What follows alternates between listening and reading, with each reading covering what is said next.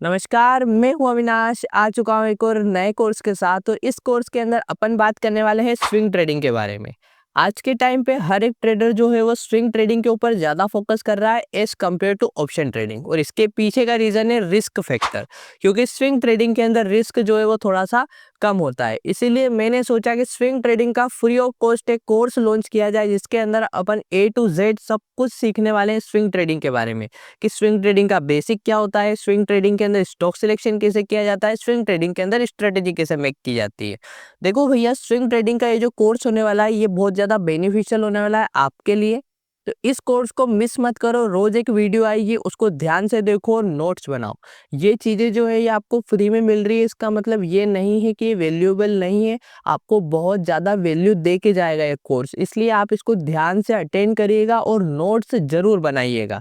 बाकी मेरा एक कैंपेन चल रहा है, खुद सीखेंगे खुद ट्रेड करेंगे। आप कमेंट में एक बार ये कमेंट करना, मुझे बहुत मोटिवेशन मिलता है। और आप खुद सीखोगे खुद ट्रेड करोगे तो आप भी एक टाइम पे प्रॉफिटेबल ट्रेडर जरूर बनोगे। तो चलो यार, वीडियो को स्टार्ट करते हैं। अपनी वीडियो का सबसे पहला टॉपिक होने वाला है कि स्विंग ट्रेडिंग होती क्या है। इसके अंदर अपन बेसिक समझते हैं। इसके लिए एक एग्जांपल लेता हूं मैं। एक HDFC बैंक है, इसके शेयर की प्राइस चल रही है 1000 रुपीज। ये एग्जाम्पल है, रिकमेंडेशन नहीं है, इसको मैं समझाने के लिए यूज कर रहा हूँ, ठीक है। अब आपने क्या करा कि आपने HDFC बैंक का फंडामेंटल एनालिसिस करा। क्या करा? फंडामेंटल एनालिसिस करा, और आपको लगा कि बहुत बढ़िया शेयर है यार, खरीद लेना चाहिए। तो आपने क्या करा कि 1000 के भाव पे 10 शेयर खरीदे। तो कितने के पड़े आपको? 10,000 रुपए के। ठीक। अब इसके अंदर फैक्टर ये आता है कि आपका मन हो तो आप एक दिन के लिए इसको होल्ड कर सकते हो, आपका मन हो तो एक महीने के लिए होल्ड कर सकते हो, आपका मन हो तो एक साल के लिए होल्ड कर सकते हो, और आपका मन हो तो आप 10 साल के लिए होल्ड कर सकते हो। और भी आगे तक आप होल्ड कर सकते हो, जब तक आपका मन हो इसको रखने का। ठीक है भैया, इतनी बात समझ में आ गई। अब चलते हैं अगले पार्ट पे। ये चीज आपको ध्यान रखना है। अब एक और एग्जाम्पल लेता हूं मैं। वही HDFC बैंक का शेयर है, वो है 1000 रुपए का। ठीक है। अब यहाँ पर क्या करते हो आप? आपने इसका फंडामेंटल एनालिसिस किया और आपने इसका टेक्निकल एनालिसिस किया। क्या किया? फंडामेंटल एनालिसिस किया और टेक्निकल एनालिसिस किया। फंडामेंटल आपको बहुत पसंद आया और आपने टेक्निकल एनालिसिस में देखा कि चार्ट के अंदर मुझे ये दिख रहा है कि मार्केट जो है वो एक अपसाइड की रैली में था, उसके बाद एक कंसोलिडेशन फेज में गया है। ठीक है। और यहाँ पर कहीं ना कहीं अब ब्रेकआउट देने वाला है। ठीक है।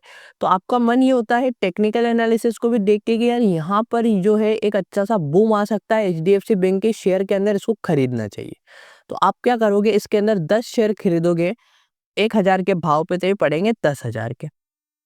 ठीक है। लेकिन अब यहाँ क्या होगा? आपने यहाँ पर टेक्निकल एनालिसिस भी किया है, तो आपको ये लगता है कि 1 घंटे के अंदर, 1 दिन के अंदर या 1 महीने के अंदर इसके अंदर एक बड़ा मूव आ सकता है, क्योंकि मुझे टेक्निकली भी दिख रहा है कि मार्केट जो था वह कंसोलिडेशन फेज को ब्रेकआउट दे रहा है। ठीक है। और यही चीज जो है वो इन्वेस्टिंग और स्विंग ट्रेडिंग को डिफरेंट बनाती है, वो है टाइम पीरियड और यहाँ पर एनालिसिस। कौन कौन सी चीज डिफरेंट बनाती है भैया? Time period. इसके अंदर टाइम पीरियड जो है वो अनलिमिटेड है। इसके अंदर जो है टाइम पीरियड जो है ज्यादा से ज्यादा आप 1 साल तक के लिए अपनी पोजीशन को होल्ड कर सकते हो। इससे ज्यादा होल्ड करोगे तो आप जो है अपने आप जो है उसको इन्वेस्टिंग में गिनने लग जाओगे। अब ऐसा नहीं है कि वहां पर आपको चूज करना है कि स्विंग ट्रेडिंग के लिए मैंने ट्रेड लिया है तो उसको काटना ही पड़ेगा, ऐसा नहीं होता है। वो ऑटोमेटिक इन्वेस्टिंग में कन्वर्ट हो जाता है। लेकिन जो आप स्विंग ट्रेडिंग कर रहे हो तो आपको वापस अपना पैसा चाहिए, आप उसको डंप नहीं कर सकते हो। तो इसके अंदर क्या चीजें आपको ध्यान रखना है, नोट करके रखना है? सबसे पहली चीज भैया, टाइम पीरियड। इसके अंदर जो टाइम पीरियड होता है वो इन्वेस्टिंग से छोटा होता है। ठीक है।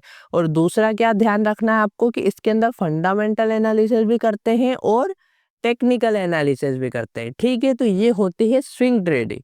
बिल्कुल इन्वेस्टिंग जैसी ही होती है, बस डिफरेंस ये होता है कि इसके अंदर अपन टाइम पीरियड जो है वो बहुत ज्यादा नहीं रख सकते हैं। अपने को एक कर्व पकड़ना होता है। कर्व कैसा पकड़ना होता है कि मार्केट जो है कुछ इस तरीके से नीचे गिर रहा है, यहाँ पर आपको एक ऐसा सिग्नल मिला कि यहाँ से मार्केट बुलिश हो जाएगा, तो आप इस कर्व को पकड़ने की कोशिश करोगे, यहाँ पर कहीं बाय करोगे, यहाँ पर बेच दोगे। इसको बोलते हैं स्विंग ट्रेडिंग। चलो अब चलते हैं अगले टॉपिक पे। अब नेक्स्ट जो टॉपिक होने वाला है वो होने वाला है बेनिफिट्स ऑफ स्विंग ट्रेडिंग। अब आप बोल रहे हो सर कि चलो स्विंग ट्रेडिंग को स्टार्ट कर देते हैं, ऑप्शन ट्रेडिंग को बंद कर देते हैं, या फिर ऑप्शन ट्रेडिंग को बंद नहीं भी करना है तो स्विंग ट्रेडिंग को प्रेफरेंस देना चालू कर देते हैं। तो इसके पीछे के कुछ रीजन भी तो होने चाहिए। तो सबसे पहला जो रीजन आता है वो आता है टाइम कंजम्पशन। टाइम कंजम्पशन का क्या मतलब होता है कि जो आप ऑप्शन ट्रेडिंग को करते हो तो आपको दिन भर जब 9:15 से लेके तो 3:30 तक मार्केट ओपन रहता है तब तक आपको स्क्रीन के सामने बैठना पड़ेगा, क्योंकि आपको छोटे छोटे मूव को कैप्चर करना पड़ता है। लेकिन स्विंग ट्रेडिंग के अंदर क्या होगा कि आपने कोई स्टॉक का फंडामेंटल एनालिसिस किया, टेक्निकल एनालिसिस किया, उसके बाद आप किन्ने उसके अंदर पोजीशन को बना लिया, तो अब जरूरी नहीं है कि आप 9:15 से लेके तो 3:30 तक आपकी पोजीशन को देखो, ऐसा कुछ नहीं है। आप पोजीशन बना लो, उसके बाद अपना काम करो, काम करने के बाद जब आपको टाइम मिले तब आप अपनी पोजीशन को देख सकते हो और उसको काट सकते हो। टाइम कंजम्पशन जो होता है स्विंग ट्रेडिंग के अंदर वो कम होता है। ठीक है भैया। सेकेंड क्या आता है भैया? इमोशंस। ठीक है, इमोशंस कैसे इफेक्ट करते हैं कि जब आप स्विंग ट्रेडिंग करते हो तो उसके अंदर जो प्रॉफिट और लॉस है वो इतनी जल्दी शो नहीं होता है। ठीक है, प्रॉफिट और लॉस जो होता है, यहाँ प्रॉफिट यहाँ लॉस जो इतनी जल्दी शो नहीं होता है। प्रॉफिट होगा थोड़ा सा कम होगा, लॉस होगा तो थोड़ा सा कम होगा। इसके अंदर क्या होगा कि आपको प्रॉफिट जो होगा वो आपके कैपिटल के अनुसार होगा। जैसे कि आपके पास 1 लाख रुपए का कैपिटल है, उसके ऊपर जो अपन 10% का प्रॉफिट जोड़े तो वो होता है भैया जी 10,000 रुपए। ठीक है, लेकिन लॉस क्या होगा भैया कि आपने कुछ ऐसा सोच रखा है कि मैं 1 लाख रुपए के ऊपर 1,000 का ही लॉस ले सकता हूं, तो आप उसका ऐसे लगा दोगे और छोड़ दोगे। ठीक है, थर्ड क्या आता है? थर्ड ये आता है भैया कि इसके अंदर जो रिस्क मैनेजमेंट होता है वो थोड़ा सा आसान होता है as compared to option trading. क्योंकि ऑप्शन ट्रेडिंग के अंदर क्या होता है कि आपको फटाफट डिसीजंस लेने पड़ते हैं। आपके 2 3 4 ट्रेड के अंदर एसएल हिट हो गए तो फिर आपकी थोड़ी सी साइकोलॉजी बिगड़ जाती है। क्या क्या बेनिफिट बताया मैंने आपको? सबसे पहले टाइम कंजप्शन बताया, कम होता है। दूसरा आपका इमोशंस बताया, बहुत सारे लोग क्या होते हैं भैया कि इमोशन हैंडल नहीं कर पाते हैं, डर जाते हैं प्रॉफिट और लॉस को देख के। और थर्ड जो है इसके अंदर रिस्क मैनेजमेंट करना जो है वो आसान होता है। ठीक है भैया, अब चलते हैं नेक्स्ट टॉपिक पे। नेक्स्ट जो टॉपिक होने वाला है वो होने वाला है कि डिसएडवांटेज क्या है स्विंग ट्रेडिंग के। देखो भैया, स्विंग ट्रेडिंग के भी बहुत सारे डिसएडवांटेज है। सबसे पहला है ओवर नाइट होल्डिंग। अब इसका क्या मतलब है भैया? आपने कोई पोजीशन को बना रखा है तो आप उसको रात भर, 1 दिन 2 दिन 10 दिन 15 दिन के लिए रखोगे, तो हो सकता है कोई इतनी बेड न्यूज आ जाए कि मार्केट के अंदर 300 पॉइंट या 400 पॉइंट जो है वो गैप अप गैप डाउन खुल जाए और आपकी पोजीशन पॉजिटिव और नेगेटिव हो उसके ऊपर इफेक्ट करेगी। इसीलिए ओवरनाइट होल्डिंग जो है वो एक तरीके से चैलेंज बन जाता है स्विंग ट्रेडिंग के अंदर। अब सेकंड क्या है? सेकंड ये भैया कि इसके अंदर फंडामेंटल एनालिसिस और टेक्निकल एनालिसिस दोनों करना पड़ता है। ठीक है, जैसे क्या होता है कि आप ट्रेडिंग के अंदर सिर्फ टेक्निकल एनालिसिस करो, फंडामेंटल एनालिसिस की जरूरत नहीं है, लेकिन इसके अंदर आपको क्या करना पड़ेगा? दोनों करना पड़ेगा। तीसरा क्या आता है भैया? इसके अंदर जो कैपिटल होता है वो जो है वो ज्यादा चाहिए होता है as compared to option trading. अब जब तक आपके पास 1 लाख रुपए नहीं है तब तक आप स्विंग ट्रेडिंग जो है नहीं कर सकते हो, या फिर आप करोगे भी तो बहुत छोटा सा प्रॉफिट आपको दिखेगा, ज्यादा बड़ा प्रॉफिट आपको नहीं दिखेगा। इसीलिए इसके अंदर कैपिटल भी ज्यादा रिक्वायर्ड होता है। ठीक है, और लास्ट जो आता है वो है भैया पेशेंस रखना पड़ता है। पेशेंस का क्या मतलब है भैया? आपको कि भैया आप 1 दिन में प्रॉफिट में नहीं आ रहे हो, 1 महीने में प्रॉफिट में नहीं आ रहे हो, 1 ईयर में भी प्रॉफिट में नहीं आ रहे हो, तो आपको होल्ड करना पड़ता है, पेशेंस रखना पड़ता है। तो ये जो है ये डिसएडवांटेजेस है स्विंग ट्रेडिंग के। ठीक है, अब चलते हैं नेक्स्ट टॉपिक पे। अब नेक्स्ट जो टॉपिक होने वाला है वो होने वाला है भैया कि important points of swing trading. आप स्विंग ट्रेडिंग करते हो तो आपको किन किन चीज़ों का ध्यान रखना है? सबसे पहला जो ध्यान रखना है वो रखना है भैया जी आपको रिस्क मैनेजमेंट का। जो आपका रिस्क मैनेजमेंट गड़बड़ाया तो आपका कैपिटल ज़्यादा जाने का चांसेस होता है स्विंग ट्रेडिंग के अंदर, इसलिए अपना रिस्क मैनेजमेंट प्लान जो है वो आपको सही से बनाना पड़ेगा। सेकेंड जो आता है वो आता है भैया जी टाइम फ्रेम। ठीक है, अब आपको क्या करना है? यहाँ पर फंडामेंटल एनालिसिस तो करना ही है, अब आपको क्या टेक्निकल एनालिसिस भी करना है।